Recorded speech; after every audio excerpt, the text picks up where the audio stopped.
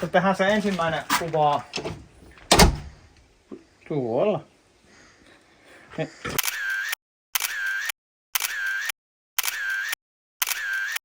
Japp-putkea ja 2 peillä. Jappia. Few moments later.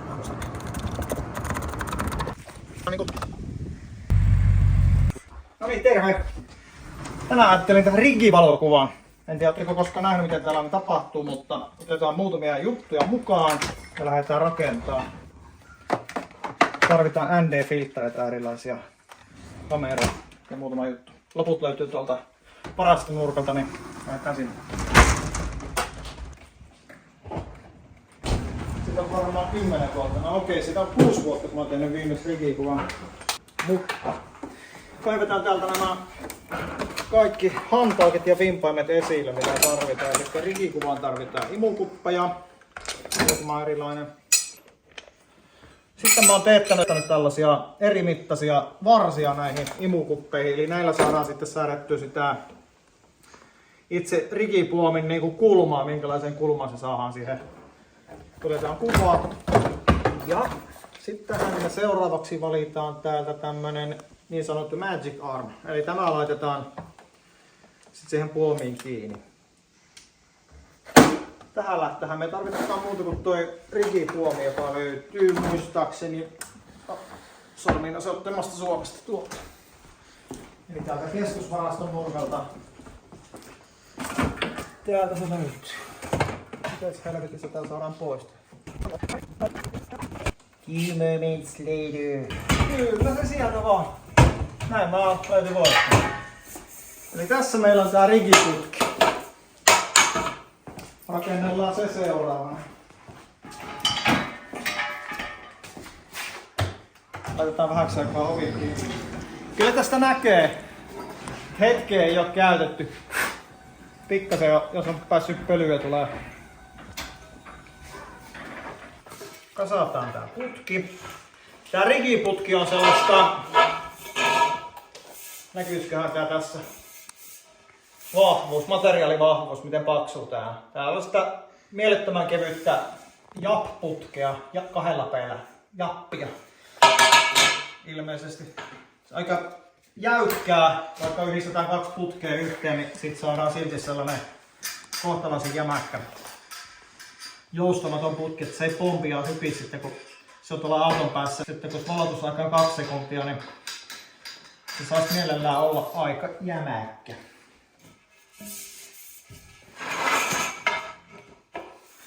Ihan omiin pienin kätösi, kun asfaltin mennään reijät, niin näähän istuu hampaa helvettiä, eli siinä ne pitäisi laittaa.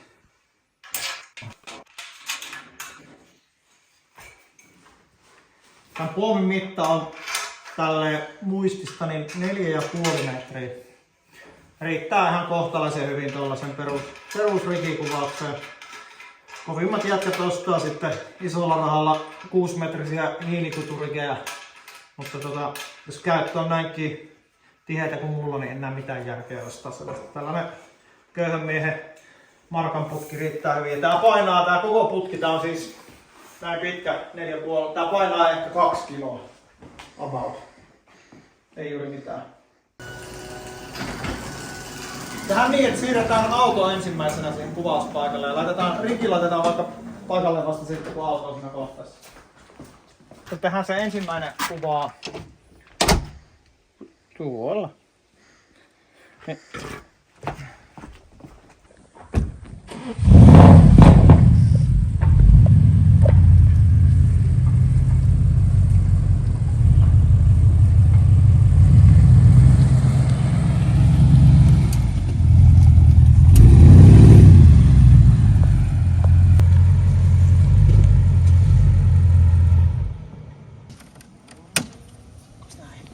Nyt mä otan sen rigin kiinni tähän, niin katsotaan sitten se kuva. Me varmaan halutaan ottaa se kuitenkin tuolla kauempana. Mä voin lopulta siirtää tätä autoa vielä. Laitetaan se rigin tässä paikalla. Vaikka tuosta panankäppi. Otetaan tuo mukaan. Eli nyt kun me laitetaan tällä tavalla nämä telineet. Niin näette, niin toinen on pidempi, toinen on lyhyempi. Niin saadaan tuolle putkelle paljon jyrkempi kulma, niin saadaan se paljon lähemmäs maata. Sitten romuja kantoja lähdetään testailemaan. Niin kuin tuossa aikaisemmin kerroin, niin mä oon näitä rikikuvia tehnyt ennen enemmänkin. Ja kuitenkin melkein tässä välissä näyttää jotain aikaisempia tekeleitä. Sitten tein tähän muutaman malliksi. Nää on ihan mukavia ja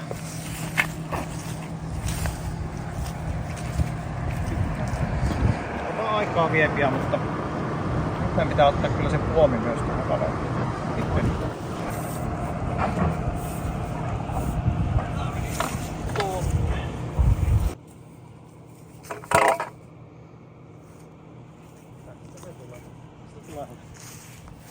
Eli pidemmällä jalalla oleva laitettiin tänne takana. Sitten kun pannaan tähän maalipintaan kiinni, niin on hyvä putsata tää kunnolla, ettei tule mitään jälkiä, jos on joku likaa jäänyt. Minun autossa on PPF tässä maalipinnan päällä, niin tää vielä suojaa tätä aika hyvin kyllä. Että suosittelen silti kyllä pientä putsia. Eipähän tuski sitäkään vähän oikein.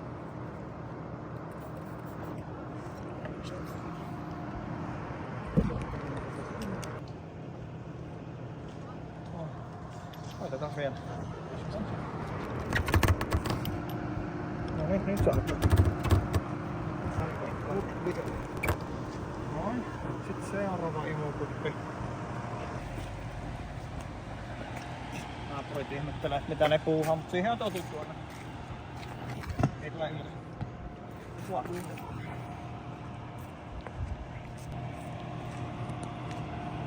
Sitten laitetaan se tuolla.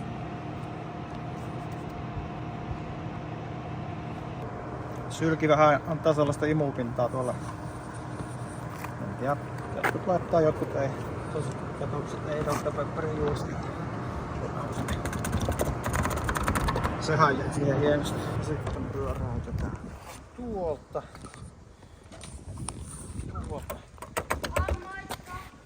Pientä hienosäätöä näitten kanssa. Noin.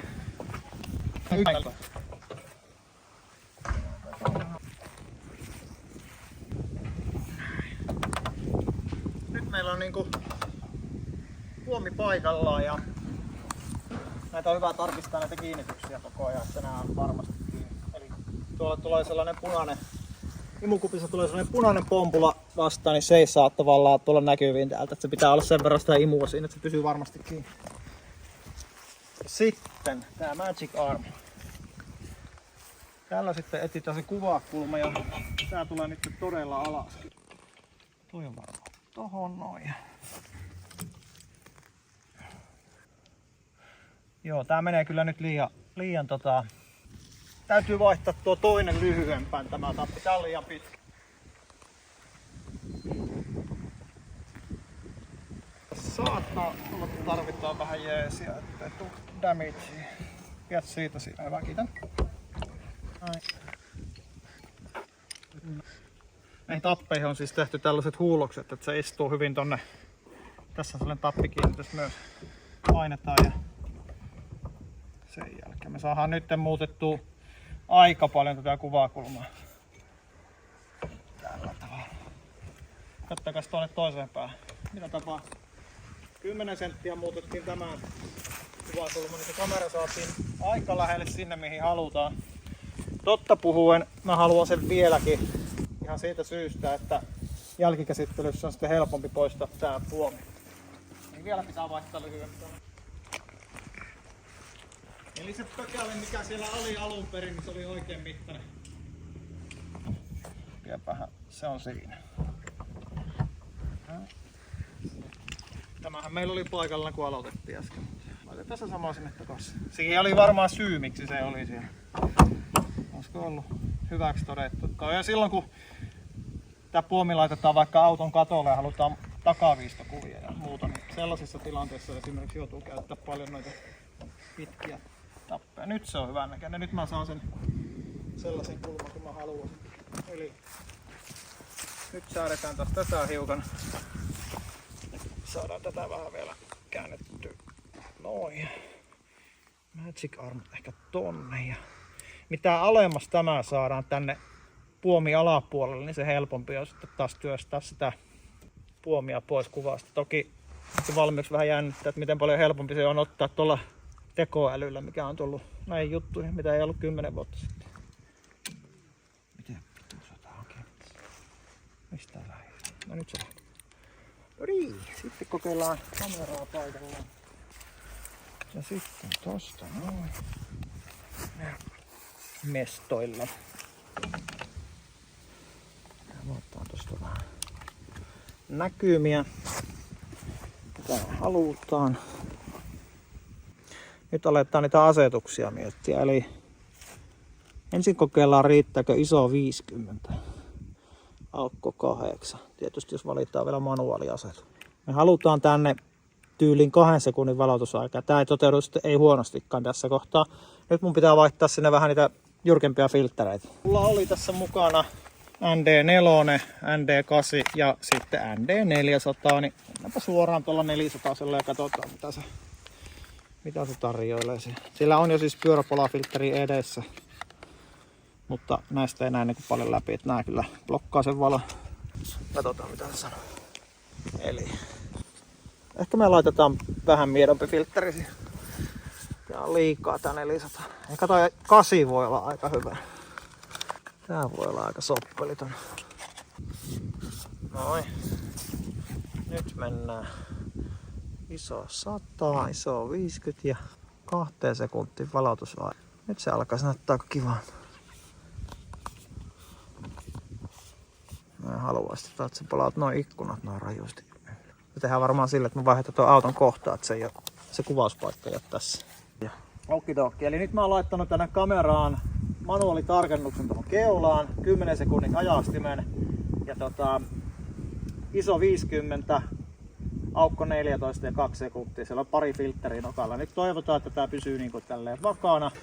Yleensä tässä on jotain muita apuna, mutta mä nyt näytän miten tää rekikuva periaatteessa tehdään. Eli nyt mä laitan tuosta ajastimen päälle ja lähti pyöri. Ja sitten mä työnnän tää auto. Ai niin, mulla on käsiä.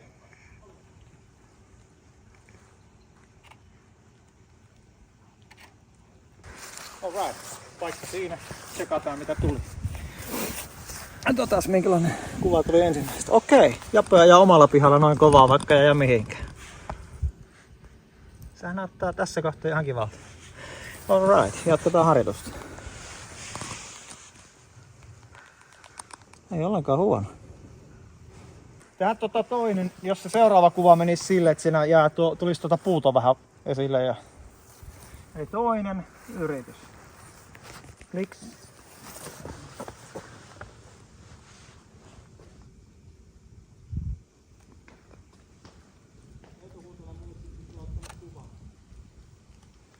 Nyt otti.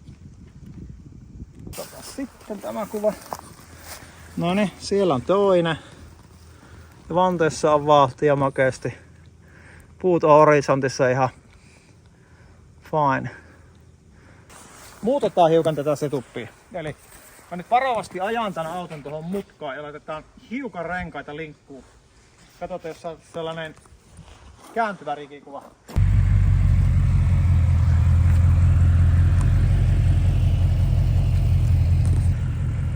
Tämmösen testiajo. Mä ajan tämän, niin katsottu siitä vierestä, että mä liikutan pari metriä, että mä törmään tuohon puuhun ja että tää auto mahtuu tällä kulmalla kääntymään, vai edestä 2 metriä.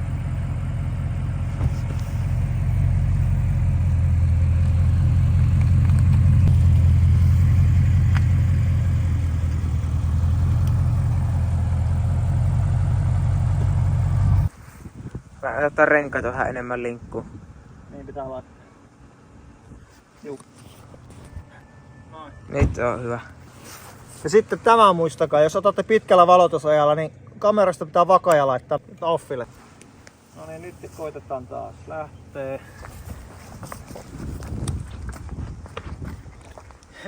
Näin niitä kovavahtisia kuvia tehdä. Auto työnnetään käytännössä muutama metriä. Mä en tee mitään. No niin, sehän näyttää kivalta. Ihan kotipihassa. Joo, eiköhän tästä nyt niinku idea selviää, että jos me tästä kuvasta duunataan sitten yksi valmis ruutu. Alrighty. Ja sitten vielä setupista kokonaiskuvat, miltä se näyttää. Sitten aletaan purkaa kamera pois tosta.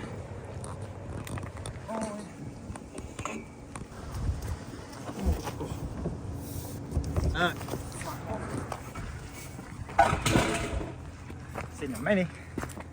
Ja nämä lähtee irti. Näin, eli tappi irti. Tuolla toisella puolella on tällainen nypykkä. Tappi ulos ja tuolta nypykästä nostaa. Lähtee nätisti. Nypykkä ulos ja tuosta nostaa. No. Se tietysti on PPF päällä, niin siihen hetkeksi saattaa jäädä. Hetkeksi saattaa sellainen jälki. Se lähtee pois kyllä sit.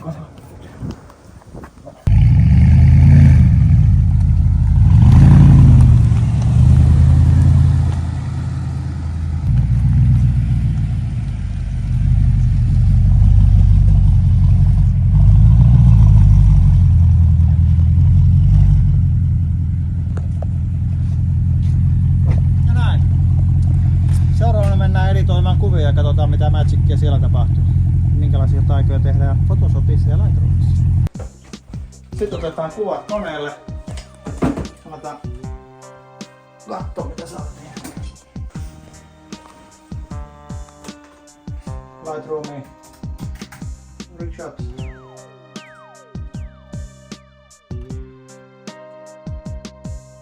Tämä oli meidän kuva, joo. Näyttäis tätä työstä.